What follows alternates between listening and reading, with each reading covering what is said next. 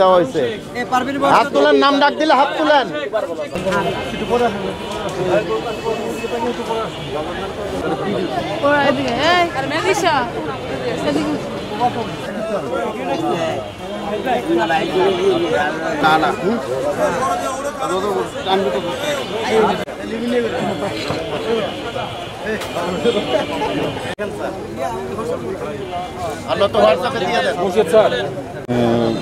অভিযানে, যৌথ অভিযানে আমরা দেখতে পাচ্ছি দুজন মহিলাকে আটক।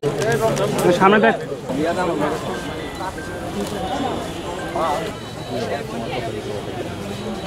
আমাদের এখানে টার্গেট ছিল, এখানে আলম চাঁদ নামে একটি ব্যক্তি আছে যার নামে অসংখ্য মাদক মামলা আছে।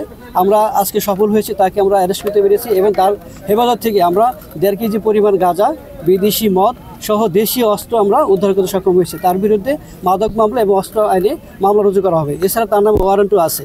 এছাড়া আমরা 2 জন মহিলাকে ধরেছি, সক্ষম হয়েছি। তাদের কাছ থেকে আমরা 60 পিস ইয়াবা উদ্ধার করেছি। আর ভ্রাম্যমাণ আদালতের মাধ্যমে এখানে 5 জনকে শাস্তি দেওয়া হয়েছে। তাদেরকে 7 দিন, 2 সপ্তাহ 20 দিনের শাস্তি দিয়েছে নির্বাহী ম্যাজিস্ট্রেট। আপনারা জানেন যে আমাদের সাথে যৌথ বাহিনী ছিলেন, আমাদের সেনাবাহিনীর টিম ছিল, নির্বাহী ম্যাজিস্ট্রেট ছিলেন এবং আমাদের থানা পুলিশ এবং ডিবি পুলিশ এখানে অভিযান পরিচালনা করেছে। সব মশার বিরুদ্ধে সুরক্ষা দিতে এলো বসুন্ধরা এক্সট্রিম অ্যারোসল, মশার বিরুদ্ধে এক্সট্রিম সুরক্ষা। আমরা এখানে টোটাল 24 জনকে গ্রেপ্তার করেছি, তার মধ্যে 16 জনকে থানায় প্রেরণ করা হয়েছে।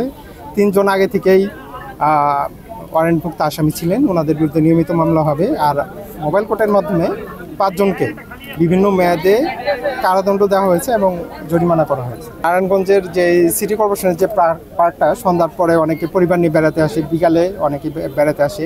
মূলত এখানে আমাদের কাছে যে অভিযোগটা আসে যে এখানে আসলে প্রচুর পরিমাণে মাদক সেবীরা এখানে ঘোরাফেরা করে, এখানে পার্কের পরিবেশটা নষ্ট হয়। সেই প্রেক্ষিতেই আমরা আসলে আজকে যে যৌথ বাহিনীর যে অভিযান, এটা পরিচালিত হয়েছে এইখানে।